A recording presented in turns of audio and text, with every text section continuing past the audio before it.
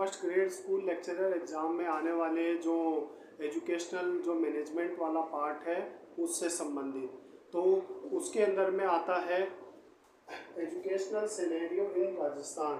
तो राजस्थान राज्य के अंदर में शैक्षिक परिदृश्य के बारे में, तो राजस्थान राज्य में शैक्षिक परिदृश्य के अंदर में जो प्रोग्राम सरकार के द्वारा जो लॉन्च किए गए उनके बारे में पढ़ेंगे, जिनमें एक है दीक्षा प्रोग्राम।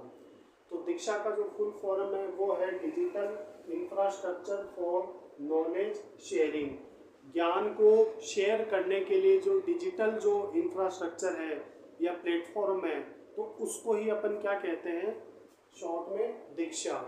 ठीक है, इसकी शुरुआत कब हुई थी? तो इसकी शुरुआत हुई थी 5 सितंबर 2017 को, और उद्घाटनकर्ता कौन थे? वेंकैया नायडू, उपराष्ट्रपति की पोस्ट थी।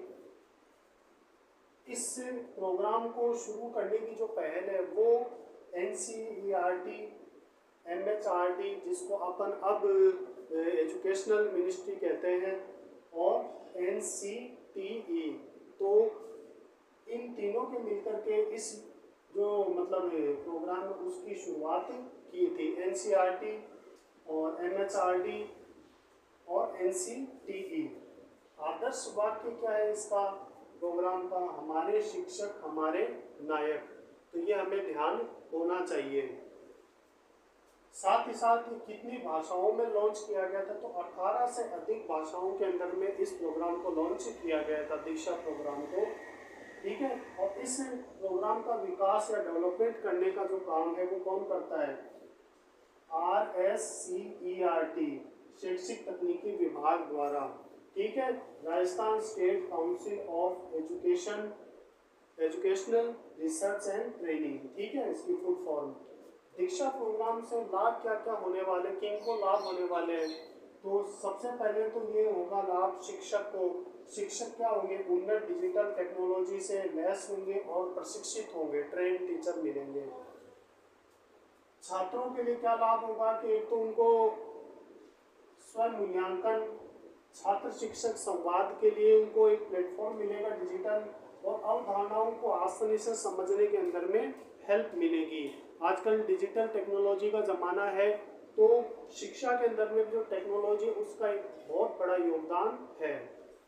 फिर आ जाता है अभिभावक के लिए क्या होगा? अभिभावक की जो शंकाएं हैं उनका समाधान होगा तुरंत, और बातचीत के लिए उनको एक जनरल प्लेटफॉर्म मिलेगा, एक व्यापक मंच मिल जाएगा। ठीक है, तो दीक्षा प्रोग्राम से शिक्षक, छात्र और अभिभावक तीनों को लाभ होगा। फिर आते हैं दीक्षा पोर्टल पर NCERT, CBSE, NIOS, RSCERT की शिक्षण सामग्री अवेलेबल होगी। दीक्षा पोर्टल के ऊपर में टीचर लर्निंग मटेरियल है, और पाठ्यक्रम शिक्षक, छात्र, अभिभावक और संस्था प्रधान के लिए है। तो यहाँ पर संस्था प्रधान को भी ऐड करना होगा। ठीक है, दीक्षा का क्या उपयोग है? तो एक तो होगा पाठ योजना तैयार करने में, टीचर को जो चैप्टर पढ़ाना है उसकी पूरी योजना बनाने के अंदर में। फिर आ जाता है अभ्यास और गृह कार्य बच्चों को मतलब देने के लिए, उसके लिए इस प्लेटफॉर्म को यूज़ किया जा सकता है। प्रश्न बैंक और परीक्षा की तैयारी करने में हेल्पफुल हो सकता है, और आकलन करने के अंदर में बच्चों का अपना अपना आकलन करने के अंदर में हेल्पफुल होगा। ई कंटेंट और ई बुक प्रदान करने के अंदर में ये जो आपका दीक्षा जो है प्लेटफॉर्म, ये है उपयोगी होगा। ये तो राष्ट्रीय लेवल के ऊपर में है। हम राजस्थान के लेवल के ऊपर में देखें तो दीक्षा से ही मिलता जुलता जो प्लेटफॉर्म है राजस्थान गवर्नमेंट ने, या राजस्थान संस्करण जिसको कह सकते हैं, तो वो है राजस्थान में दीक्षा राइज के नाम से इसको जाना जाता है। तो यहाँ पर राइज की फुल फॉर्म होगी Rajasthan interface for school education.